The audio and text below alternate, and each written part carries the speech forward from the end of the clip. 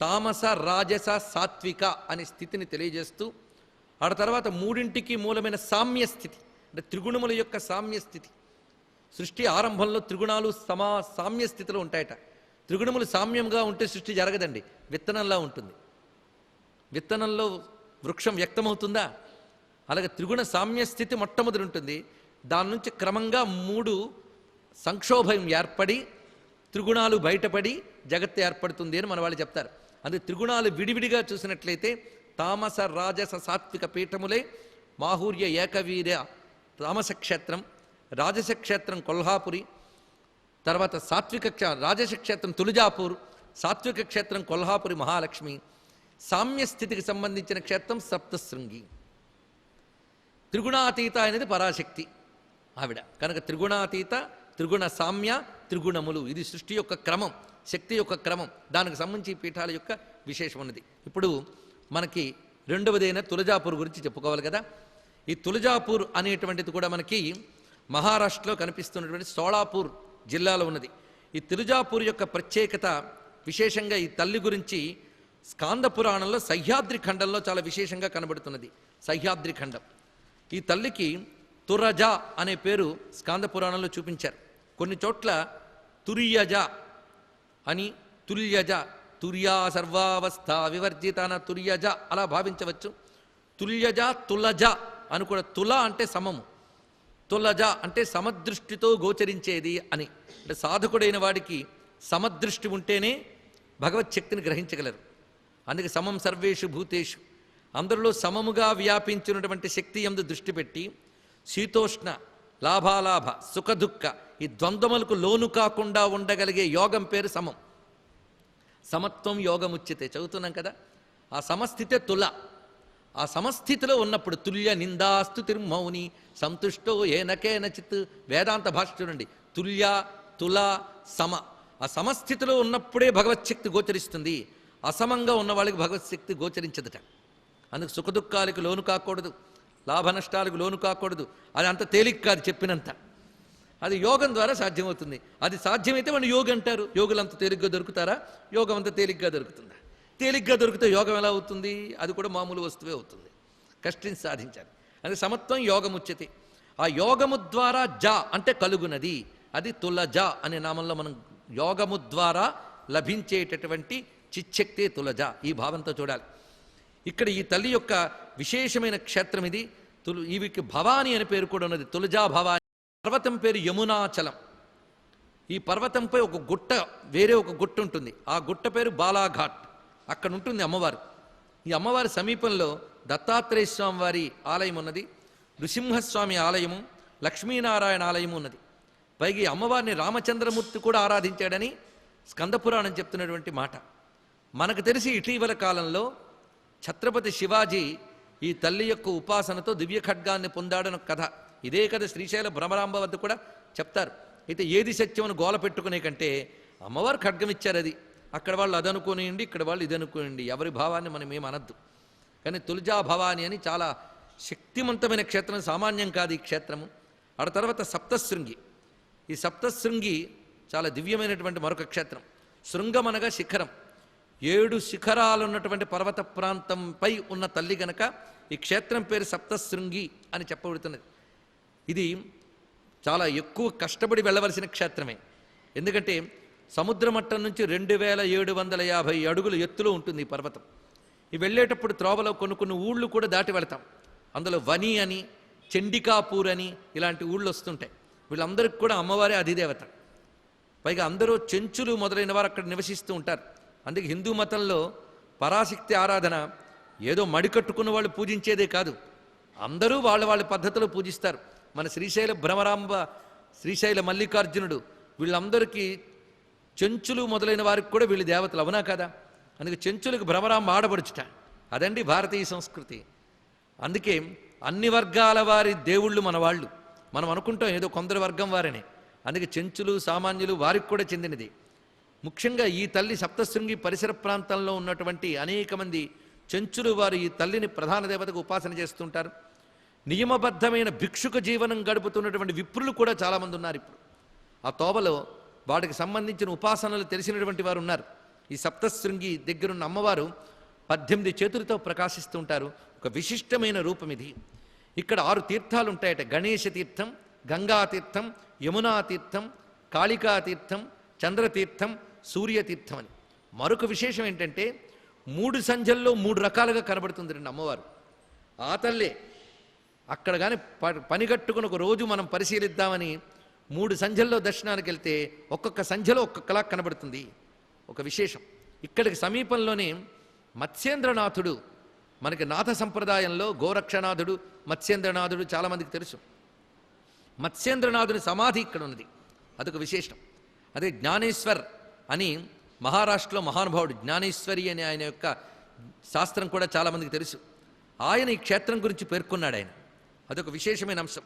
ఇక్కడ ఈ తల్లిని ఉద్దేశించి శ్లోకంగా కూడా మహిషగ్ని మహామాయే సప్తశృంగ నివాసిని ద్రవ్యమారోగ్యం విజయం దేహి దేవి నమోస్తుతే అని సప్తశృంగ నివాసిని మహిషగ్ని మహామాయ అన్నారు ఇక్కడ. అంటే ఈ స్వరూపం 18 చేతులతో ఉన్నది అంటే సరిగ్గా మనం సప్తశతిలో మధ్యమ చరిత్రలో చెప్పబడినటువంటి 18 చేతుల తల్లి మహాకాళి, మహాలక్ష్మి, మహాసరస్వతి అంటాం కదా, అలా ఇక్కడ మహాలక్ష్మిగా చెప్పబడుతున్నది. అందుకే మహాకాళి, మహాలక్ష్మి, మహాసరస్వతి స్వరూపములుగా ఈ తల్లిని మనం దర్శిస్తే అష్టాదశ భుజ దుర్గగా ప్రకాశిస్తున్నటువంటి తల్లి ఈ జగదంబ. ఆడ తర్వాత మనకి కొల్హాపూర్. ఈ కొల్హాపూర్ గురించి విస్తారంగా ఎలాగో చెప్పుకున్నాం. ఇలా మాహూర్యము, తులజాపూర్, కొల్హాపూర్, సప్తశృంగి ఈ 4 వివరము పూర్తి చేసుకున్నాక మళ్ళీ మన అష్టాదశ శక్తిపీఠాల దగ్గరికి వచ్చి మాహూర్యే ఏకవీరిక దగ్గరికి వచ్చాం మనం. ఇప్పుడు ఉజ్జయిన్యాం మహాకాళి. ఇక్కడికి ఉజ్జయినిలో మహాకాళి అని వివరిస్తున్నారు. ఇక్కడ శివుడి పేరు మహాకాళేశ్వరుడు. శ్రీశైలం తర్వాత మళ్ళీ మనం జ్యోతిర్లింగము, శక్తిపీఠము ఉన్న చోటుకొచ్చాం. నిన్న శ్రీశైల భ్రమరాంబా మల్లికార్జునులు అనగానే మనకి విశిష్టమైన ఒక అంశాన్ని నిన్న పరిశీలించాం. అలా మహాకాళి, మహాకాల స్వరూపు ఇక్కడ ఉన్నది. ఇక్కడ తీర్థం కూడా ఉన్నది, క్షిప్రా నది. ఆ క్షిప్ర అనే శబ్దమే శీఘ్రముగా అనుగ్రహించుట అనే దాన్ని తెలియజేస్తుంది. అక్కడున్న పరమేశ్వరుడి పేరు మహాకాళేశ్వరుడు, తల్లి మహాకాళి. దీనికి ఇక్కడ మనం చెప్పుకున్న క్షేత్రములన్నిటికీ పురాణ ప్రసిద్ధి, ఆధ్యాత్మిక ప్రసిద్ధి ఎంత ఉన్నదో చారిత్రక ప్రసిద్ధి అంత ఉన్నదండి. అంటే హిస్టారికల్ ఇంపార్టెన్స్ అని అంటాం కదా, అంత ఉన్నది. మనం ఇతర దేశాల నుంచి నేర్చుకోవాల్సిన గొప్ప సంస్కారం ఏంటంటే ఒక 100 ఏళ్ల చరిత్ర ఉంటేనే దాన్ని కాపాడుకోవాలని ప్రయత్నిస్తారే. లెక్క కింద లక్షల యుగాల చరిత్ర కలిగిన భారతదేశంలో ఆ చరిత్రను నిర్లక్ష్యం చేస్తారు భారతీయులు, వారి పాలకులు. ఎందుకంటే వీళ్ళకి చరిత్ర అక్కర్లే, వాళ్ళకి చరిత్ర అక్కర్లే. చరిత్ర ఉండి కూడా చరిత్రహీనులుగా బతకడం అంత దౌర్భాగ్యం భారతీయులకు తప్ప మరకట్లేదండి. ఎందుకు ఆర్తితో చెప్తున్నామో ఇక్కడ ఆలోచించాలి. ఉజ్జయిని సామాన్యం కాదు, అవంతి సామ్రాజ్యం అని దాన్ని ఆధారం చేసుకుని ఒక విస్తారమైన సామ్రాజ్యం ఏర్పడి ఉంది. చారిత్రక పరిశీలన చేస్తే దీన్ని ఆధారం చేసుకుని భారతదేశాన్ని ప్రభావితం చేసినటువంటి గొప్ప చరిత్ర కనబడుతుంది. ఇప్పటికీ మనం చదువుకుంటూ ఉంటే అవంతి సామ్రాజ్యమునందు అని కొన్ని రాజకథలు కనబడతాయి. భారతదేశంలో పూర్వ చారిత్రక కథలు చదువుతూ ఉంటే అంతెందుకు మహాభారత కాలం నాటికి మనం చదివినప్పటికి కూడా మనం ఇప్పుడు ఇన్ని దూరాలు అనుకుంటున్నవి అప్పుడు ఎంత దగ్గర అయ్యాయా అని ఆశ్చర్యం వేస్తుంది. ఇప్పుడే మన చరిత్రకి, మన సంస్కృతికి మనం దూరం అయ్యేమో కానీ అప్పుడు చాలా దగ్గరతనం ఉండేదేమో. లేకపోతే కాశ్మీర్ దేశం మొదలుకొని ద్రవిడ దేశం వరకు సర్వచరిత్రలు మనం చదువుకున్న వాళ్ళమే. కళహనుడు రాజతరంగిణి, కాశ్మీర్ రాజవంశ కథలు ఎంత విస్తారమైన ఉన్నాయి. ఇవన్నీ చదువుతూ ఉంటే భారతీయుల చరిత్ర ఏనాటిది, పురాణాలు, భక్తి, ఆ కోణం పక్కన పెట్టండి. కాసేపు ఏంటి ఎప్పుడో పక్కన పెట్టేసామంటారా? కాసేపు పెట్టిన ఒక్కసారి ఈ దేశం గురించి గర్వించదగ్గ అంశాన్ని పరిశీలిస్తే ఉజ్జయిని సామాన్యమైంది కాదు. అది విద్యాక్షేత్రం నేటికి కూడా. లేకపోతే విక్రమార్కుడనే మహానుభావుడు ఏలినటువంటి సామ్రాజ్యం. ఎన్ని కథలు ఉంటాయి మనకు విక్రమార్కుడిని ఆధారం చేసుకుని. అదే క్షేత్రంలో మరొక ప్రత్యేకత, అది సిద్ధక్షేత్రం. సిద్ధక్షేత్రం అనడానికి గొప్ప సంకేతం మనకి ఇప్పటికీ హరసిద్ధి అనే పేరుతో అమ్మవారు అక్కడ కనబడతారు. ఆవిడే మహాకాళి. ఇది కాక గడ్కాళి అని మరొకటి ఉన్నది. అక్కడ 2 కాళీక్షేత్రములు ఉన్నాయి. హరసిద్ధి అసలు మహాకాళీదేవి అని చెప్పబడుతున్న పీఠం అదే సిద్ధపీఠం, శక్తిపీఠం. అసలు శక్తిపీఠాలంటికి సిద్ధపీఠాలని పేరుందిగా, అందుకే హరసిద్ధి. ఈ తల్లి సామాన్యం కాదు. భక్తితో ఆశ్రయిస్తే ఎలాంటి అద్భుతాలైనా చేసి అనుగ్రహించగలదు. అందుకు మూర్ఖుడైన కాళిదాసుని అనుగ్రహించి మహాకవిని చేసిన తల్లి ఈవిడ. అందుకే ఈ తల్లి అనుగ్రహం చేతనే కాళిదాసు కాగలిగాడు. ఉజ్జయిని అనగానే కాళిదాసు గుర్తొస్తాడు. ఇప్పటికీ ఉజ్జయినిలో సంస్కృతి కేంద్రంగా విద్యా కేంద్రంగా భాషిస్తోంది. ద్వాపర యుగాంత కాలానికే ఇది ఒక పెద్ద విద్యా కేంద్రం. మహానుభావుడైన సాందీపని ఆశ్రమం ఇక్కడే ఉన్నది. ఇప్పటికీ మనం పరిశీలించవచ్చు. కృష్ణ పరమాత్మగా చదువు చెప్పిన మహానుభావుడు ఆయన. ఎన్ని విద్యల్లో గొప్పవాడంటే 64 శాస్త్రాల్లో గొప్పవాట. 64 శాస్త్రాల పేర్లే మనకు తెలియదు, ఇంకా శాస్త్రాల గురించి చెప్పడానికి ఏమన్నదండి. ఒక్కటి తెలిస్తే చాలు. ఏమిటి, కనీసం ఇన్ని శాస్త్రాలున్న దేశంలో పుట్టాం, ఈ శాస్త్రాలు మనకు తెలియవే అనే వేదన కలిగినప్పటికి కూడా ఆ శాస్త్రాలు తెలుసుకునే ప్రయత్నం తరువాత తరాల వారైనా చేస్తారు. ఇక్కడ ఇవన్నీ కూడా ఏదో నమ్మకాల మీద ఆధారపడ్డ మత శాస్త్రాలు కాదు, విజ్ఞాన శాస్త్రాలు చాలా ఉన్నాయి. ఉజ్జయిని ఒక విశిష్టమైన క్షేత్రం. దాని గురించే కొన్ని రోజులు చెప్పుకోవలసినంత చరిత్ర ఉన్నది. ఇక్కడ పరమేశ్వరుడు మహాకాలుడనే పేరుతో ఉంటాడు, తల్లి మహాకాళి. ప్రతి చోట వారు ఉభయ నామాలు మనం చూస్తూ ఉంటే ఆ నామముల సామ్యం కనిపిస్తూ ఉంటుంది మనకి ఇక్కడ. అందుకే నామసామ్యంతో మహాకాళి మహాకాల అనే స్వరూపంగా వాళ్ళిద్దరూ ఇక్కడ భాషిస్తూ ఉన్నారు. అయితే కాళీ మహాకాళి, ఈ కాళీతత్వం గురించి మనం విస్తారంగా మరొక క్షేత్రంలో తెలుసుకుంటాం. కానీ కాళీ అనే మాటకి కలయతీతి కాళీ అన్నారు ఇక్కడ. పుంలింగంలో కాలహ, స్త్రీలింగంలో కాళి. అసలు పుంస్త్రీ భేదం లేకుండా చెప్పాలంటే కాలం అంతే. కాలంలో ఉన్న అఖండ శక్తి. సృష్టిలో మన వస్తువులను చూస్తున్నాం, వీటి పరిణామాలను చూస్తున్నాం. కానీ వస్తువులు, ఈ పరిణామాలు ఏ శక్తి మీద ఆధారపడి నడుస్తున్నాయో ఆ శక్తి పేరు కాలం. కాలానికి మరొక పేరు నియతి అని మరొకటి. కలయతి నియతి ఇది కాలహ అని నిర్వచనం చెప్తున్నారు ఇక్కడ. ఈ కాలానికి సంబంధించి వేదంలో ఎన్ని మంత్రాలు కనబడతాయో, ఉపనిషత్తుల్లో కూడా. కాలస్వరూపాన్ని అర్థం చేసుకుంటే ఆశ్చర్యం వేస్తుంది, గట్టిగా ఆలోచిస్తే భయం కూడా వేస్తుంది. అందుకే కాలం గురించి ఆలోచించినా, కాళీ గురించి ఆలోచించినా భయం వేస్తుంది. ఎందుకంటే ఒక అల్పమైన వస్తువు ఒక మహావస్తువు ముందు నిలబడ్డప్పుడు భయం వేయదా అండి? అలాంటి భయమే ఇక్కడ. కాలం ఎలాంటిదంటే కారే రాజులు రాజ్యములు కలుగవే గర్వోన్నతించెందరే వారేరి సిరి మూటగట్టుకొని పోవంజాలరే కాలో జగద్భక్ష. కాలం లక్షణం మింగడం. అందుకే అమ్మవారు చూడండి ఎప్పుడు నోరు తెరుచుకుని ఉంటుంది, ఓపెన్ మౌత్. ఎప్పుడూ నోరు తెరిచే మూసి ఉండదు కాళీదేవి. పైగా 4 వేలాడు వేసి ఒకటి ఉంటుంది, లలజిఫ. ఆ నోరు తెరుచుకోవడంలో ఉద్దేశం ఏంటంటే ఎల్లవేళలా కాలం లక్షణం మింగడమే.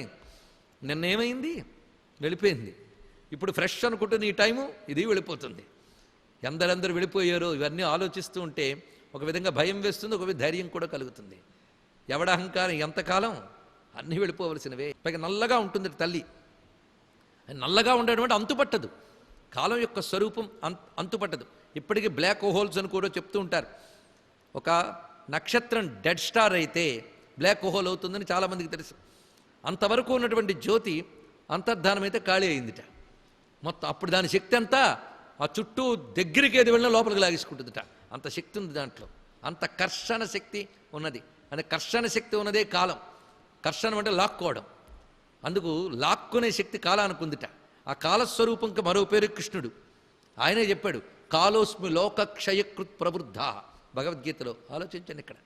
అందుకే కాళీ అన్నా కృష్ణుడన్నా ఒక్కటే. అక్కడ స్త్రీలింగ పుంలింగ భేదం మారింది కానీ తత్వం మారలేదు. ఇద్దరి పని మింగడమే. అందుకే సర్వ జగత్తుని మింగే కాలస్వరూపాన్ని నేను అని. కాలం గురించి మనం ఆలోచించినా అదే. మొత్తం కాలం గురించి ఆలోచిస్తే మన అహంకారాలు అనగూరుకుంటాయండి. సాక్షిభూతంగా చూడగలం. అందుకు పరిణామప్రదాయిని కళాకాష్టాది రూపేణ పరిణామప్రదాయిని విశ్వస్యోపరతే శక్తి నారాయణి నమోస్తుతే. చదువుకుంటున్నాం అది సప్తశతిలో, అక్కడ ఉంది. కళాకాష్టాది రూపేణ పరిణామప్రదాయిని. పరిణామం కలిగించే శక్తి పేరు కాలము. ఆ కాలతత్వం ఎలాంటిది అంటే కాలం మనం సూర్యోదయ చంద్రోదయాలు బట్టి నిర్ణయించుకుని సౌరమానము, చాంద్రమానము లేదా బార్హస్పత్యమానము, ఈ మానము ఆ మానము లెక్క కడతాం. ఈ లెక్కలన్నీ ఎలా కడుతున్న రిలేటివ్. ఇవన్నీ రిలేటివ్. నువ్వున్న చోటు బట్టి నీకు కనబడుతున్న సూర్యోదయ చంద్రోదయాలు బట్టి నువ్వు చూపిస్తున్నావు. లోక వ్యవహారం కోసం ఇది సత్యమే. అందుకే ఇవి గట్టిగా ఆలోచిస్తే జగన్మిథ్యావాదం కూడా అర్థమవుతుందండి. మనం ఇది సత్యము నిర్దేశిస్తున్నది నీకు కనబడుతున్న కోణంలో నిర్దేశిస్తున్నావు, కానీ అదే సత్యము నువ్వు చెప్పలేవు. ఇది ఆలోచిస్తే తలనొప్పి కూడా వస్తుంది. అందుకే నేను ఆలోచించట్లేదండి అంటాడు కొందరు. తలనొప్పి వచ్చినా ఆలోచించాలండి. తల చించుకునేలా ఆలోచిస్తే కానీ భగవతత్వం అర్థం కాదు. అదే ఆలోచించాలి. ఆలోచించినట్లయితే ఇవన్నీ రిలేటివ్ కాదు. ఒక రోజున మనం నిర్ణయించామంటే పగలు రాత్రి బట్టి. పగలు రాత్రి అంటే సూర్యోదయ చంద్రోదయాలు. దాన్ని బట్టి ఈ ఫలానా అప్పుడు ఉదయం అయింది కనుక అక్కడి నుంచి నువ్వు గంటలు కట్టుకుంటూ నిమిషాలు లెక్క పెట్టుకుంటూ వెళుతూ ఉంటావు. అయితే సూర్యోదయ చంద్రోదయాలు అతీతమైన అంతరిక్షంలో కాలం ఏంటి? అది చెప్పగలమా? సమస్త విశ్వాన్ని నియమించే ఆ కాలం ఏమిటి? నీకు అంతుపట్టలేదు కదా. నువ్వు చూస్తున్న ఈ కాలం నీ అంతుపట్టన కాలంలో ఒక భాగమే. ఆ అంతు తెలియని కాలమే మహాకాల. అది ఆ స్వరూపమే ఈశ్వర రూపంగా దర్శించాలి. కాలాన్ని కూడా ఈశ్వర స్వరూపంగా ఉపాసిస్తే అదే మహాకాలము. ఆ ఈశ్వరుని యొక్క శక్తియే మహాకాళి. ఇది అందుకు కాలోపాసన కానీ చెయ్యగలిగితేట కాలాతీత స్థితికి వెళతాట. కాలాతీత విఖ్యాత సామజ వరగమన అన్నారు త్యాగరాజ స్వామి వారు. పాట తెలుసండి, పాట మనకే తెలుసు, హృదయం త్యాగరాజుకు తెలుసు. ఏం చేస్తాం? ఎందుకంటే మోక్షం అనగా కాలాతీత స్థితికి చేరడమే అన్నాడు ఇక్కడ. అందుకు కాలబద్ధులైన వాళ్ళందరూ జీవులు, కాలాతీతుడై పరమాత్మ. ఇది ఒక్కడు తెలుసుకుంటే చాలు. అందుకు సృష్టిలో అందరూ కాలబద్ధులే. అందుకు కాలము, ప్రకృతి, జీవులను మూడు ఉంటారటండి. మూడే, సింపుల్ తెలుసుకుంటే. కాలము, ప్రకృతి, జీవులు. ఎందుకంటే ఎవరు ఎంత కబుర్లాడినా గట్టిగా అడిగితే ఎంతకాలం ప్రతివాడు లొంగాల్సిందే. ఇవాళ వచ్చి ఇక్కడ పెద్ద గొడవ చేశాడు, మనం భయపడిపోతాం. కానీ ఎంతైనా కొంతకాలమేగా వీడు, ఎంత గొడవ చేసినా. ఆఖరికి మీకంటే మేము ఎక్కువ ఉంటామండి అని చెప్పి బ్రహ్మగారికి కూడా కాలపరిమితి ఉంది. అందుకే ఆ బ్రహ్మ స్తంభ పర్యంతం అని బ్రహ్మదేవుడు మొదలుకొని గరికపోచ వరకు ప్రతిదీ కాలబద్ధమే. కాలము అనగానే ప్రకృతి కూడా ఉన్నది. ప్రకృతి అంటే పంచభూతాత్మకమైనటువంటిది కనుక పంచభూతాత్మకమైన ప్రకృతి, కాలము. దీనికి ఎవరు నిబద్ధులో వాళ్ళందరూ జీవులు. ఇప్పుడు మనం జీవులము అవునా కాదా ఆలోచించుకుంటే, మన కాలబద్ధులం అవునా కాదా ఆలోచించుకోవాలి. టైం బౌండెడ్ అంతే కదా. ఇప్పుడు నేనైనా సరే 8 అయిన తర్వాత నేను మీరు వాచే చూసుకోవాలి. నేను మర్చిపోతే మీరు చూపిస్తారు. కనుక ఎవరైనా కాలబద్ధులమే, తప్పదు. కనుక కాలబద్ధులు కాని వాళ్ళు ఎవరయ్యా? అందుకు కాలము, ప్రకృతి, జీవులు ఇవన్నీ కూడా బద్ధం. బద్ధం అనగానే అప్పుడే పాశం వచ్చింది. కనుక కాలము, ప్రకృతి, జీవులు ఇది పాశము, పాశబద్ధులు. అందుకే పాశబద్ధులను పశువులు అంటారు. ఈ పాశము, పశువులు ఎవరి చేతిలో ఉన్నాయో ఆయన మహాకాలుడు, పశుపతి అని చెప్తారు ఇక్కడ. ఇది తెలుసుకోవాల్సింది. కాలం ఎవరి అధీనంలో ఉందో ఆయన మహాకాలుడు, ఆయన కాలాతీతుడు. ఈశ్వరుడికి కాలం నిర్ణయించలో. అందుకే నశంభోస్త్వన్మూలం కాలకలనా నశంభోస్త్వన్మూలం జనని తవ తటంక మహిమా. ఎక్కడిది? సౌందర్యలహరిలో కనబడుతున్నది. అందుకే శంకరులు అక్కడ చెప్తున్నారు, కాలకలనా నశంభోహో. అమ్మ, అమృతం తాగిన దేవతలకు కూడా ఎప్పుడో పని అయిపోతుంది. మన్వంతరాల్లో కొందరు పోతారు, కల్పాంతంలో మరికొందరు పోతారు. అందరినీ సాక్షిగా చూస్తున్న బ్రహ్మగారు మహాకల్పాంతంలో ఆయన గారు పోతారు. కనుక అమృతం తాగిన దేవతలకు కూడా కాలంలో మార్పులు తప్పలేదమ్మా. కానీ విషం తాగిన పరమేశ్వరుడు మాత్రం కాలానికి లొంగడు. ఎందుకంటే ఆయన నీ తాటంక మహిమ అని చెప్పారు ఇక్కడ. ఎందుకంటే మనం లెక్క పెట్టుకుంటున్నాం కాలం దేని బట్టి? సూర్యచంద్రులు బట్టి. ఆ సూర్యచంద్రులు రెండింటిని చెవికమ్మలు చేసి పెట్టేసుకుందంటే ఆవిడ కంట్రోల్ ఎంత చూడండి కాలం మీద. అందుకే ఆవిడే మహాకాళి అండి ఇక్కడ. అందుకు మహాకాళి అంటే భయపడక్కర్లే, స్వరూపాన్ని అర్థం చేసుకుంటే సరిపోతుంది. అందుకు కాళీతత్వం చాలా విశేషంగా కనబడుతున్నది. ఈ కాళీతత్వాన్ని అమ్మా అని పిలిచి మోక్షం పొందిపోయాడు రామకృష్ణ పరమహంస. ఎంత గొప్పగా చెప్పాడు. ఈ కాలం కొందరిని శిక్షించింది, కొందరిని రక్షించింది. అదే జరుగుతుంటుంది కదా. ఒకే కాలంలో ఒకడు సుఖపడుతుంటాడు, ఒకడు దుఃఖపడుతుంటాడు.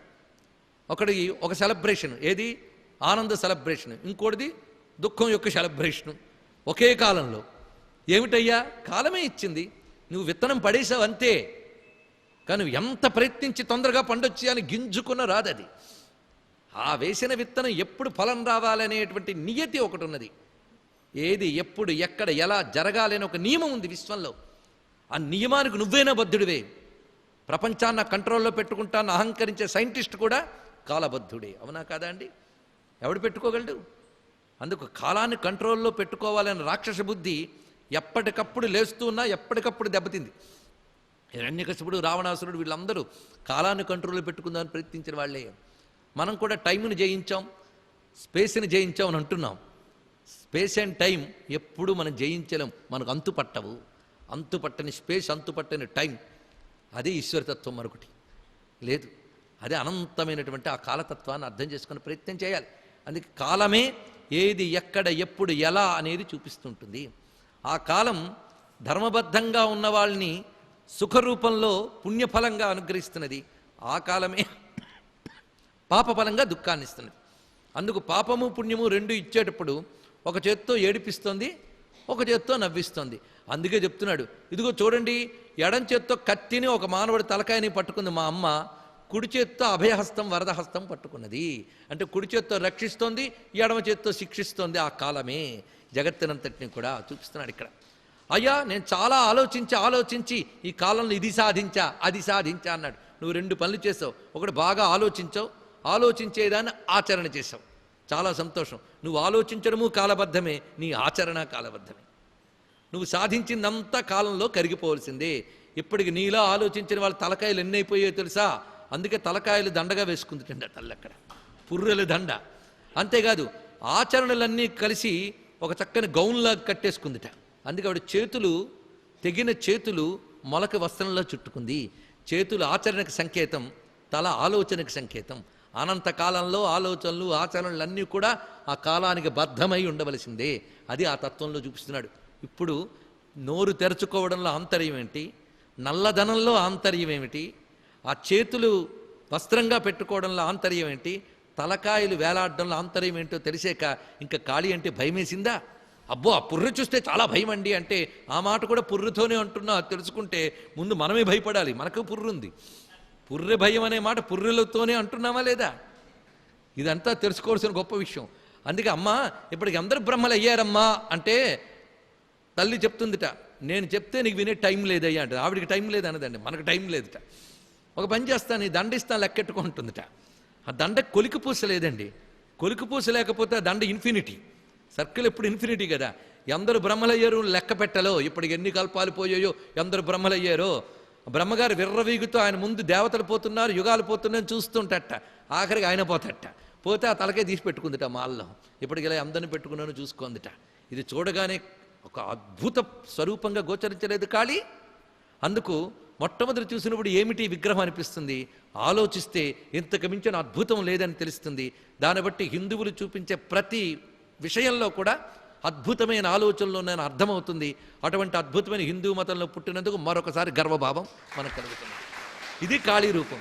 అందుకే మా అమ్మ కుడి చేత్తో రక్షిస్తుంది, ఎడం చేత్తో శిక్షిస్తుంది. పరిత్రాణాయ సాధునా వినాశాయ దుష్కృతం, 2 ఆ తల్లే.